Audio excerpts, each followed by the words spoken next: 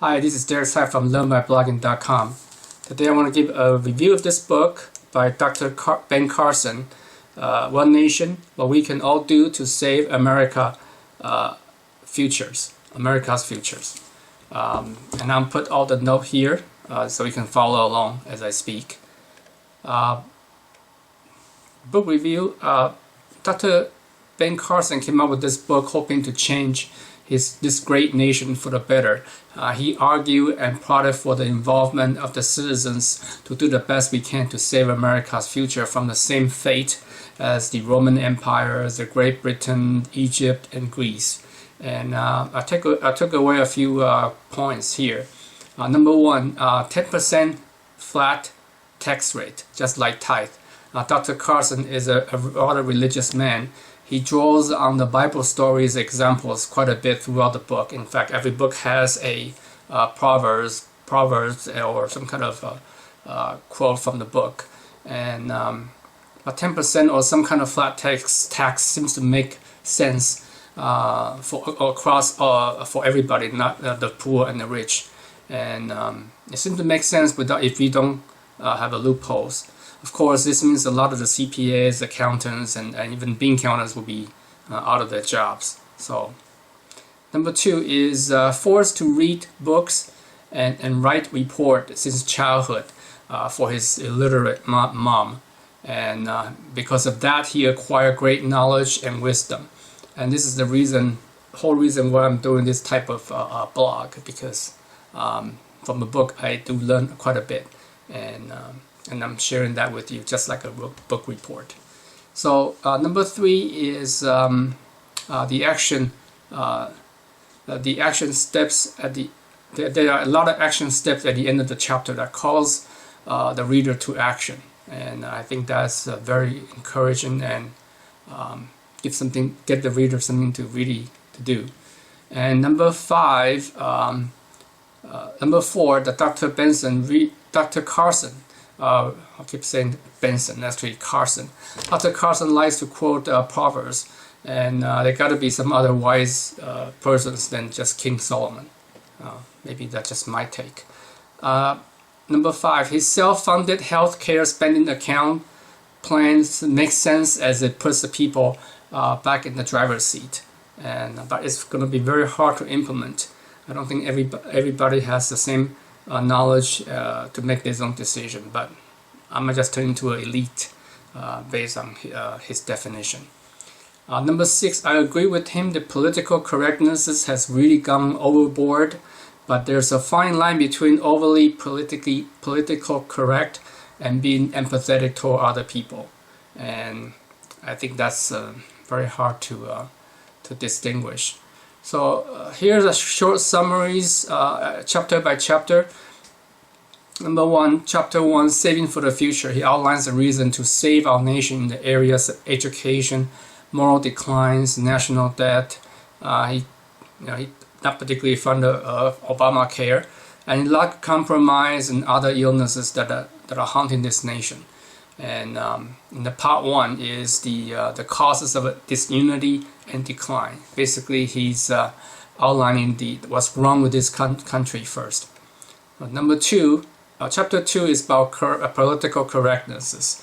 Dr. Carson argued against the strict political correctnesses because it stifles dialogues and restricts our freedom of speech, and which is fundamental for our democracy. So we must learn to engage in the civil discussion of our differences without becoming bitter enemies. Good idea. Number 3, elitism. The elite class makes a liberal policy to get the poor subservient to them instead of lifting them out of the poverty. And he advocates solve this problem by educating, more education. And chapter 4, ignorance and forgetfulness. We seem to forget the advisors, the wise people in the past, like Martin Luther King, the John Adams, the founding father of this country, and those people who give those advices. The history is sometimes revised and selectively ignored to serve a certain purpose. And whether you agree or not, the author suggests that we do not forget the past lessons. There are very good lessons that the people in the past already paved the way for us. Chapter 5, Bigotry. The author touches on racism, rigid religious bigotry, sexism, ageism, homophobia. And here I put down again, Dr. Carson answer is that we adhere to the creed of one nation under God and indivisible with liberty and justice for all. So, if you go by the original constitutional Declaration of Independence, we should be able to do away with bigotry. Chapter 6, no winners in political fighting. The two parties are turning into opponents instead of teammates with different approaches to the same goal. Or it's my way or the highway mentality. And the favorite tactics are demonization or cite an example and claim this is what they would do for you, do to you. And the demagoguery, the false statement about the opponents, the quoting out of context. His answer to remove the party label in each candidate and leave it to the voters to decide on the merit of each candidate and debate the issues in a civil manner. If we can achieve that, that'd be great. Number 7, enslaving our children. Don't sell the future. This chapter you talk about the national debts and how the young generation is should participate more in the political process so they can change the course of the event. Only if we can get them to do that. Instead of playing video game, that'd be great. Part 2, solutions. Now he's offering the solutions. Chapter 8, pushing back. The author suggests that we push back peacefully and consistently against the media bullies, the political bullies, the academic bullies, the bullies in the business, the unintentional bullying. So stand up to them and know who they really are. Okay, good to know your enemies.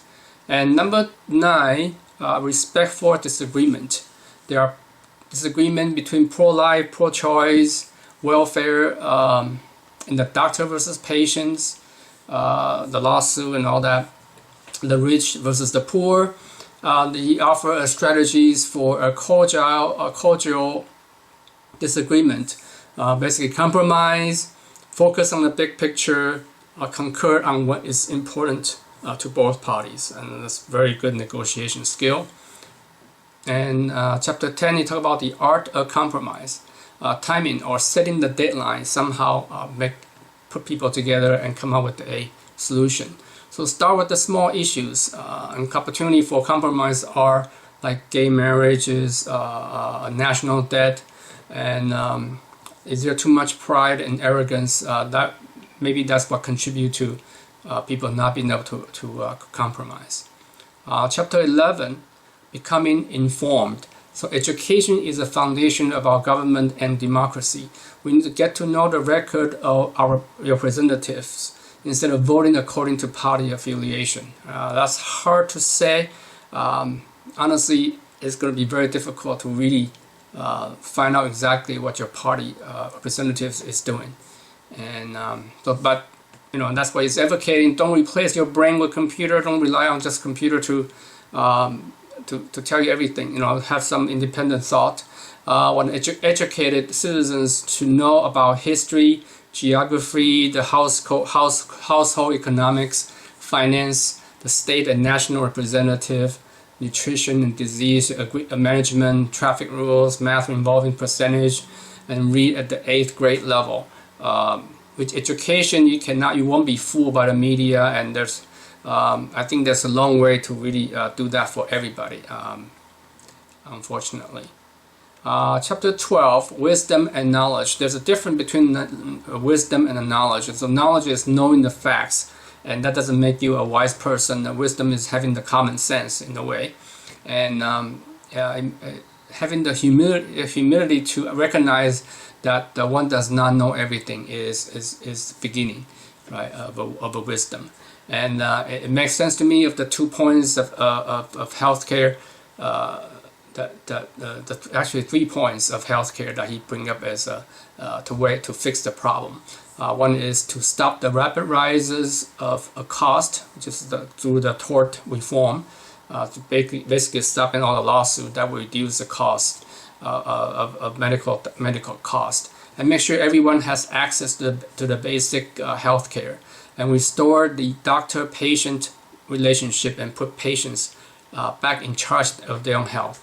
And he advocated this National Health Saving Account, HSA, starting from birth, and that is a way to motivate people to really shop for themselves the best health care they can buy. And then he think about, he say he can allocate certain portion of the money for the disaster health care, like cancer, whatever, to pay for those kind of insurance.